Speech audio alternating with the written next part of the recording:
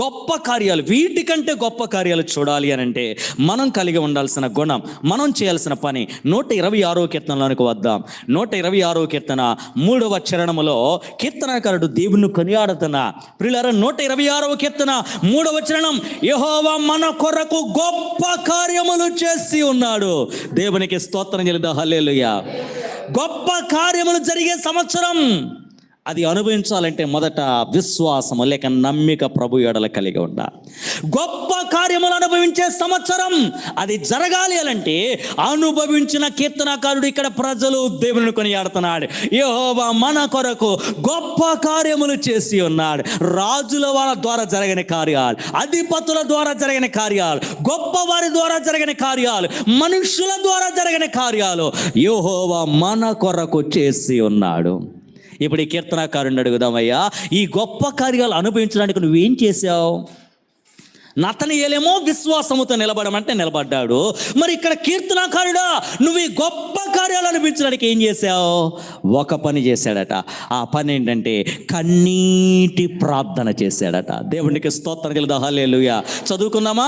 126వ కీర్తన 5-6 చరణాల్లో, కన్నీళ్లు విడుచుచు విత్తువారు సంతోష గానములతో పంట కోసేదరు, పిడికెడు విత్తనములు చేత పట్టుకొని ఏడ్చుచు విత్తువాడు సంతోష గానములు చేయొచ్చు పనులు మోసుకొని వస్తాడు. దేవునికి స్తోత్రం చెల్లిద్దాం. హల్లెలూయా.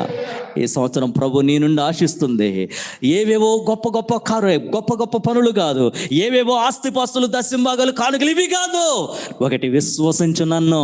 రెండోది, కన్నీటితో ప్రార్థించు. పనులు అయ్యండి, విత్తనాలు పిడికిడేనట. ప్రభువా, నా చేతిలో ఉన్న విత్తనాలు పిడికిడే. ప్రభువా, థ్యాంక్ యూ లార్డ్. ఈ నెల ఎలా గడుస్తుందో నాకు అర్థం కావట్లా. Thank you holy father. ప్రభు అంటున్నాడు, నా చేతిలో పిడికిడే ఉన్నాయి రాజా. నా చేతిలో చాలని జీతం రాజా, చాలని పరిస్థితి అయ్యా. పిడికిడి విత్తనాలు, కన్నీళ్లతో పిడికిడి విత్తనాలు, అవి ఉన్న కొంచెము ఆ ధనాన్ని ఏం చేశారట? కన్నీళ్లతో తడిపేశారట. ఇప్పుడు దేవుడు అంటున్నాడు, యెహోవా మన కొరకు గొప్ప కార్యములు చేశాడు. ఏంటా గొప్ప కార్యం? ఉన్న భుజముల మీద పనలు, దేవునికి స్తోత్రం చెల్లిద్దాం. భుజముల మీద పనలు మోసుకునేలా సంతోషగానాలు. ఎంత అద్భుతమైన మాట. ఈ సంవత్సరం ఆ కార్యము నీ పట్ల దేవుడు చేయాలని ఈ మొదటి ఆదివారం నేను నీతో మాట్లాడుతున్నాను. నమ్ముతున్నావు, విశ్వసిస్తున్నావు, మంచిదే. మరి ఏది ప్రార్థన? ఏది కన్నీటి ప్రార్థన? ఏది అంగలార్పు ప్రార్థన? దేనికైనా విలువిస్తాడో ఎవడో కానీ నా కన్నిటికి పరిశుద్ధాత్మదేవుడు గొప్ప విలువిస్తున్నాడు. ఏంటా గొప్ప విలువ? ఇక్కడ మనం కార్చిన కన్నీరు చెంగుతో తుడిచేయచ్చు, కర్చీఫ్తో తుడిచేయచ్చు, చేతులతో తుడిచేయచ్చు, కానీ ప్రతి చుక్క ఆయన కవిలలో ఉంచుకున్నాడు. దేవునికి స్తోత్రం చెల్లిద్దాం. ప్రతి కన్నీటికి ఒక తూకం వేస్తున్నాడండి. నీ కన్నీరు మామూలుది కాదు. మనుషులు చిన్న చూపు చూడొచ్చు, ఏడుపు ముఖం దాని అనొచ్చు, పనికి మాలాడు ఏడుపు మగాడా ఏడుతాడా అనొచ్చు, కానీ విను, నీ ప్రతి కన్నీరు ఆయన కవిలలో తన ముందే ఉంచుకున్నాడు. ఎందుకు ఉంచుకున్నాడు తెలుసా? ఈ సంవత్సరము గత కాలం కంటే గొప్ప కార్యముల చేత పనులు మోసే అనుభవం నడిపించాలని. దేవునికి స్తోత్రం చెల్లిద్దాం. మామూలుగా కాదట. 2వ చరణంలో కూడా చూడండి, అసలు ఈ గొప్ప కార్యములు అనుభవించిన వారు తన్మయత్వంతో పలుకుతున్నారు, అసలు ఇది కళా నిజమా?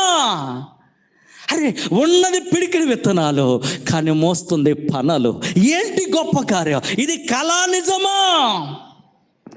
మన నోటి నిండా నవ్వు, మన నాలుక నిండా ఆనందగానాలు.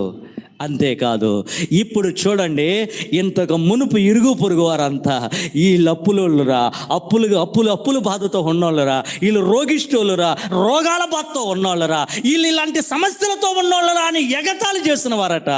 ఇప్పుడు ఏమని పలుకుతున్నారు తెలుసా? అప్పుడు యెహోవా వీరి కొరకు గొప్ప కార్యములు చేశారని అన్య జనులందరూ చెప్పుకుంటున్నారు. ఈ సంవత్సరం నీ బంధువులు నీ గురించి అలా చెప్పుకుందురుగాక, నీ ఇరుగు పొరుగు వారు నీ గురించి చెప్పుకుందురుగాక, నీ స్వజనులు నీ గురించి చెప్పుకుందురుగాక.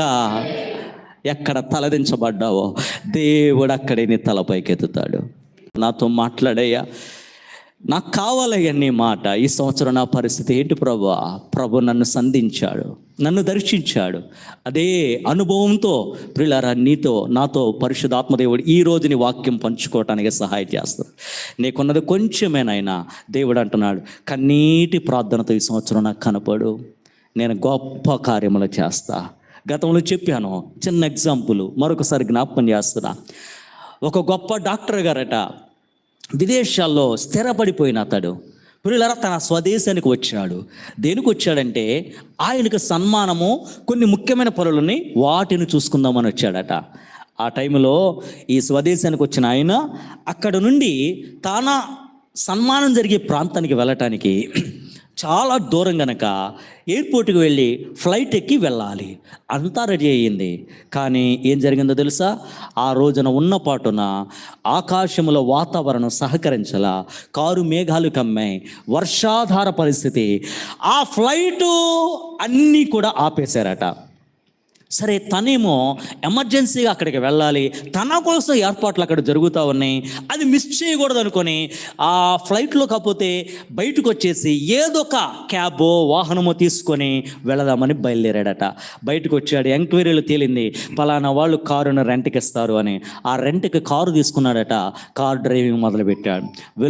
వెళుతున్నాడు కానీ కొంత దూరమే సాఫీగా వెళ్ళగలిగాడు. కానీ ఈ రోడ్డు ప్రయాణము కూడా కొంత దూరం వెళ్ళాక అసాధ్యమైపోయింది. అంత ప్రచండ వర్షం, అంత భయంకరంగా గాలి, ముందుకు సాగలేని పరిస్థితి అట. ప్రియులారా, మధ్యాహ్నం అయిపోయింది, సాయంకాలం అయిపోయింది, చిమ్మ చీకట్లు కమ్మేలా సాయంత్రకాలం, రాత్రి కాలం కూడా వచ్చేసిందట. ఆ టైంలో గంటలు గడిచిపోతున్నాయి. అక్కడ వాళ్ళ కోసం నేను ఇంటిమేషన్ ఇద్దామో, నేను ఇలా ఇరుక్కుందాం అనుకుంటే ఫోన్ కూడా సిగ్నల్స్ డ్రాప్ అయిపోయాయి. ఆ టైంలో ఏం చేయాలో అర్థం కాల. అలాగే కారులో, ప్రచండ వర్షంలో కారులో అలాగే కూర్చున్నాడు. అట్లా కిటికీలో ఏదన్నా కనపడిద్దని కొంచెం అలా చూస్తుంటనగా దూరమున ఒక లాంతరు వెలుగుతున్నట్లుగా అతనికి కనపడింది. ఏంటో ఈ లాంతరు చూద్దామన్నట్లుగా ఆ కారు డోర్ తీసాడట.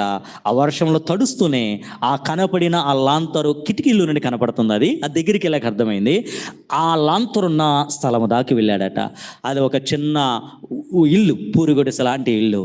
ఇది ఒక ఇల్లా, పోనీలే, కారులో ఉండి ఆకలితో అలమటిస్తూ ఇబ్బంది పడే కంటే దేవుని కృపలో ఈ ఇంట్లో ఈ రాత్రికి వర్షం తగ్గేదాకా ఉండి, తగ్గాక తెల్లారాక నా ధరలు నేను వెళ్ళిపోవచ్చు అనుకొని ఆ తలుపు మూసుంటే తలుపు తడుతున్నాడు. ఎవరా ఈ టైంలో ఇంత ప్రచండ వర్షంలో వచ్చింది అని ఆ లోపల ఉన్న ఒక వృద్ధురాలు అలా తలుపు తీసిందట. ఎదురుగా ఈ హుందాతనం కలిగిన ఈ గొప్ప డాక్టరు. అతడు డాక్టర్ అని, అతడు ఫలానా అని ఈ మామగారికి తెలియదు.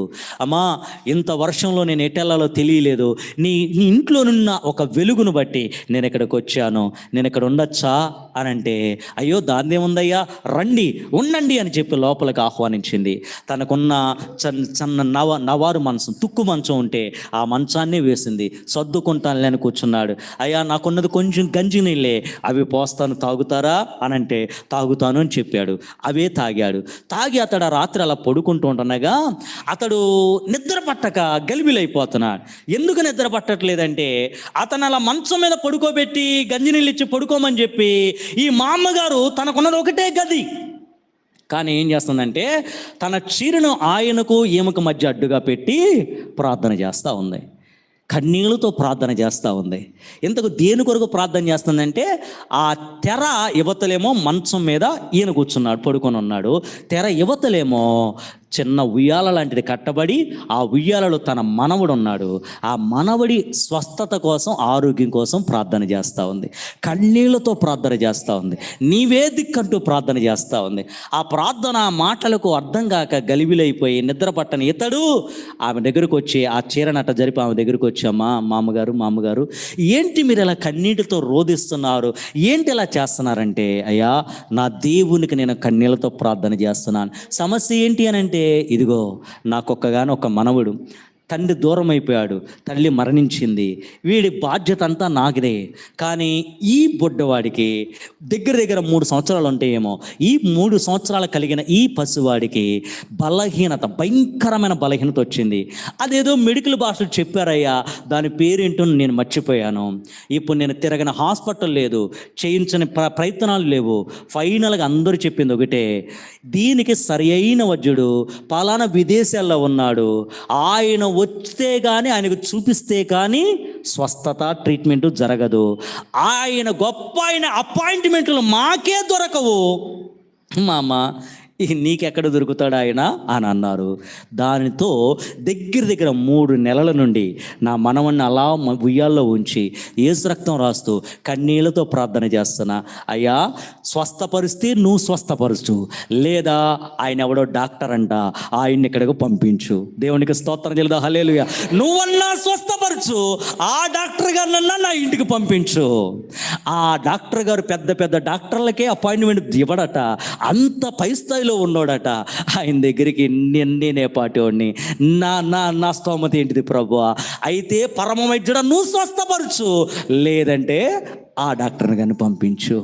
ఇలా 3 నెలలుగా ప్రార్థన చేస్తున్నానయ్యా, నా కన్నీటి ప్రార్థన కాదు ఇదయ్యా అన్నదట. దాంతో ఈయన పరిస్థితి అంతా ఒక్కసారి రివైండ్ చేసుకొని, మా అమ్మ ఇక నువ్వు ప్రార్థన చేయక్కర్లా, నీ ప్రార్థనకు జవాబు వచ్చేసింది అన్నాడు. అదేంటయ్యా, నువ్వు దేనికోసం ప్రార్థిస్తున్నావో ఆ డాక్టర్ అని నేనే. దేవునికి స్తోత్రం చెల్లుదా, హల్లెలూయా. ఇప్పుడు నాకు అర్థమవుతున్నది, ఈ భయంకరమైన వాతావరణం అన్ఎక్స్పెక్టెడ్గా ఇలా మారిపోవటం ఏంటో, ఫ్లైట్లు ఆగిపోవటం ఏంటో, కారులో బయలుదేరటం ఏంటో, ఈ సమీపం దాకా వచ్చాక అసలు ఒక్క అడుగు కూడా ముందు కదలకపోవటం ఏంటో, ఇదంతా నీ కన్నీటి ప్రార్థన ఫలితమని నాకు అర్థమైంది. దేవునికి స్తోత్రం చెల్లుదా. దేవుడు నీతో అదే మాట్లాడుతున్నాడు. నీకున్నది కొంచెమై ఉండొచ్చు, అసలు ఏమీ లేకపోవచ్చు. శూన్యములో సమస్తాన్ని చేసిన దేవునికి నీ పట్ల కార్యం చేయటం అసాధ్యమా? ప్రియులారా, ఆయనకి ఏదైనా సాధ్యమే.